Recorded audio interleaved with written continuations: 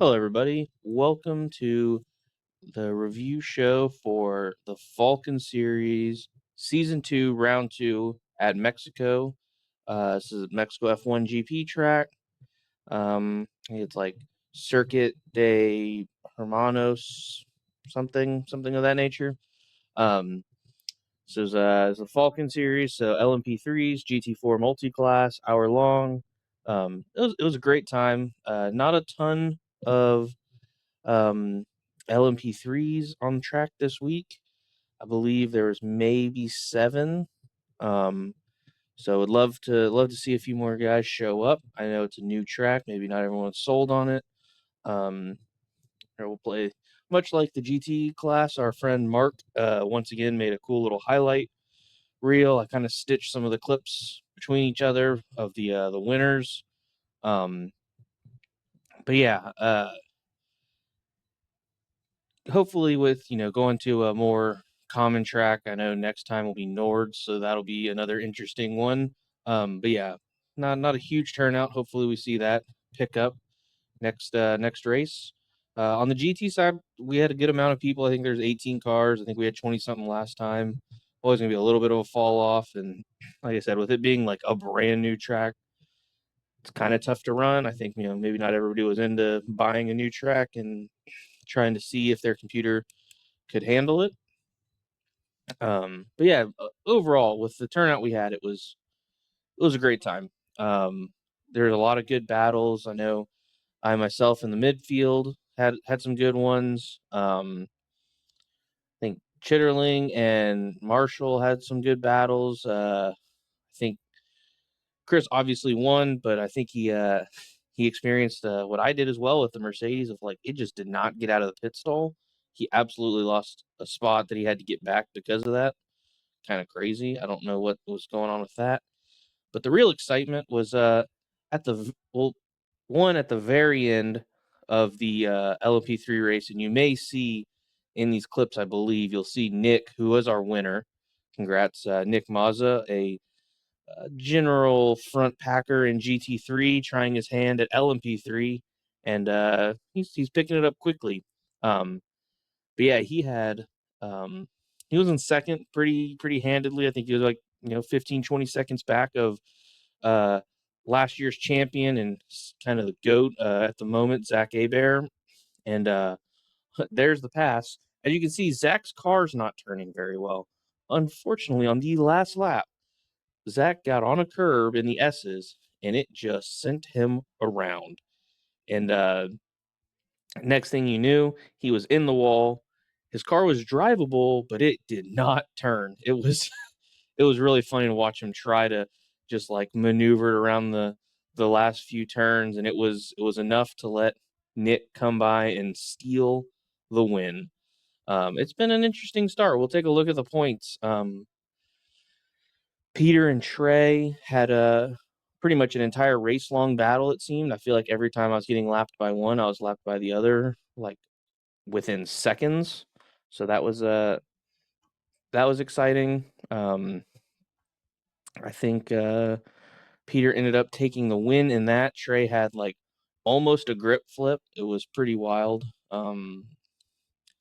But they both started from the pits. Trey always does. But Peter did this time by accident because of according to our flyer made by Mark, he had too much apple juice and had to use the restroom after quali and did not get back in time to grid. So he got to do a little last to first challenge with Trey, which we all know Trey is well known and respected for. Um, so yeah, I mean, other than that, it was a pretty straightforward race. This track was kind of tough to do much on, at least in the GT4s. Once you got past turn one, there wasn't really much you could do. Like you could really hold your line and not block per se, but like defend relatively easily. So it was could you get it done in turn one? And if not, you gotta try again next lap. Uh, some of the multi-class stuff through these S's that you're seeing Chris go through now was a bit awkward. There was a couple of little, bumps and bruises from that. I got turned around by Connor Smith, unfortunately, kind of put me on the back foot, but I made it back up to like 9th, I think. Yeah, overall a good race. Definitely would have enjoyed a little more battling, but at the very end, me and Alex Zier had like a 2-lap war. And like I said, if you all I could do was just survive turn 1. If you survive turn 1, you had a fighting chance. So that was really fun. I think the most exciting GT4 race would go to my teammate Austin McGill. Had got pole on the warm-up lap. Was I think his brain maybe turned off a little, was doing some weaving, and unfortunately him and Chitterling got together. Chris had a little bit of a messed up bumper, but it turned Austin into the wall. 4x off the start, and had to start from the pits. He made a charge. He had a valiant effort. I was in Discord in the main Broken Wing chat, and he was there, and he goes, I think early on, I think he jinxed himself. He goes, if I think he had like 13 incident points, like lap 4, and we only get 15 before drive through. And he goes, if I get a drive through, I'm probably just gonna park it, unless there's like 3 laps to go or something. And wouldn't you know it, he got a drive through with exactly 3 laps to go, and I believe he did park it. But I was just like, man, I feel like you jinxed yourself there. You got it on the exact lap you said. So yeah, that's what ended his day. Let's pull up the spreadsheet. We'll take a look at some of the points here. They're a little funky because Connor Smith, technically the first race was GT4, and this race he was an LMP3, so I think his points are a little wonky. But the leader nonetheless is Chris Jitterling. He won again. That's 2 in a row. This number will probably go up to this 312 or higher, at least. Second place, Mark Foley, and then third place was Varun Nambier. I know these guys had some good racing. Marshall at one point had the lead. It was crazy. He came out of the pits in the lead. And I think he probably had a podium locked up until he locked up and put it in the wall going into the stadium section, unfortunately for him. And that, put him down into 4th. It's you hate to see that happen, but still solid top 5. Cody Baldwin, he had an interesting incident where he was running out of gas and sputtering, and instead of taking the chicane in the stadium, he just cut it and served the slowdown. But it meant that he finished, whereas I think he probably wouldn't have finished if he had gone all the way around. I think he'd have fully run out. I know that was dicey. I know there's probably going to be some discussion on whether that's an okay thing going forward. There may be some decisions on that, but yeah, that's your top group. I think after that would have been Elliot. Elliot was right after them. He's down below because he didn't have a first race to drop. But yeah, that would be your top 5 in GT4. LMP3, like I said, there weren't many. Nick Mazza takes the win. Zach Abair, even with the crash, broken car, still brings it home in 2nd. Peter in 3rd. Trey in 4th. And then I believe it would have been Connor. And then I don't think Adam or Craig finished. I know Craig looked like he had a rough go of it. It was a really weird technical track. It was tough to race, but Zach's on the podium at the moment. Looks like he's exactly tied with Peter. So that math doesn't. Yeah, okay, that's the drop. I say so. Him and Peter are tied for 2nd. Nick close 1st. This is all drop week stuff, and Peter's not far behind. Yeah, so it's really any of this top 4 and 5's game. I think Chorostecki unfortunately had a computer failure. So yeah, I mean, any of these top group, it could flip on a head immediately, flip on a dime. Round 3 at Nords, literally anything's possible there.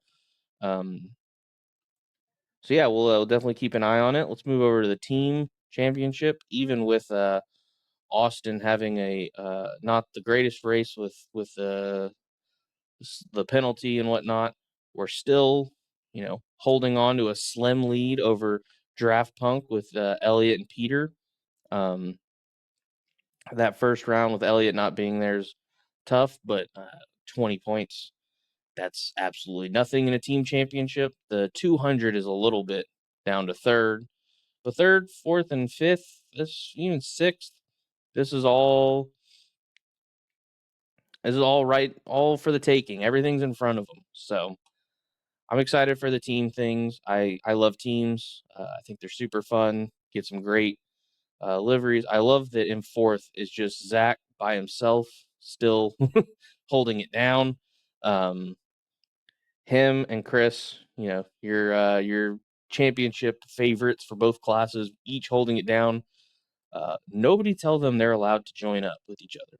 That would be a disaster for the rest of us. Let's just call that illegal. Not allowed to be a team. Besides, what would they be? Little lug nut sim sport? It wouldn't work. Wouldn't work. Don't even think about it, guys. Don't try it.